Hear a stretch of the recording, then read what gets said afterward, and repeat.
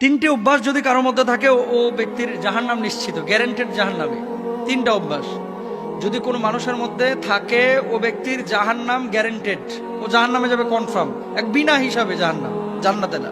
আল্লাহ রাসূল সাল্লাল্লাহু আলাইহি ওয়াসাল্লাম বলেছেন, দেখেন আল্লাহ তাআলা কিন্তু কোনো মানুষকে জাহান্নামে পোড়ানোর জন্য বানান নাই। আল্লাহ বানিয়েছেন মানুষকে বড় মায়া করে, দয়া করে, রহম করে, মানুষ যাতে করে সুপথে ফিরে আসে, আল্লাহকে ডাকে, আল্লাহকে স্মরণ করে এবং আল্লাহর জান্নাতে যায়। কোনো মানুষকে আল্লাহ তাআলা ইচ্ছাকৃতভাবে জাহান্নামে জ্বালাবেন না, এটা আল্লাহ তাআলার বৈশিষ্ট্য না। আল্লাহ সুবহানাহু ওয়া তাআলার সিফাতের মধ্যেও এটা পড়ে না। আল্লাহ গাফফার, আল্লাহ রহমান, আল্লাহ রহিম। কিন্তু এমন কিছু কাজ আছে যে কাজগুলোকে আল্লাহ অত্যন্ত অপছন্দ করেন, নবী অপছন্দ করেন, কিন্তু এই কাজগুলো মানুষ অহরহ করছে। এই কাজগুলো করার কারণে মানুষ নিজের আশ্রয়স্থলটাকে জাহান্নামে বানিয়ে নিচ্ছে। তারা কারা? এক নম্বর, রাসূল আকরাম সাল্লাল্লাহু আলাইহি ওয়াসাল্লাম বলেছেন, মুদমিনুল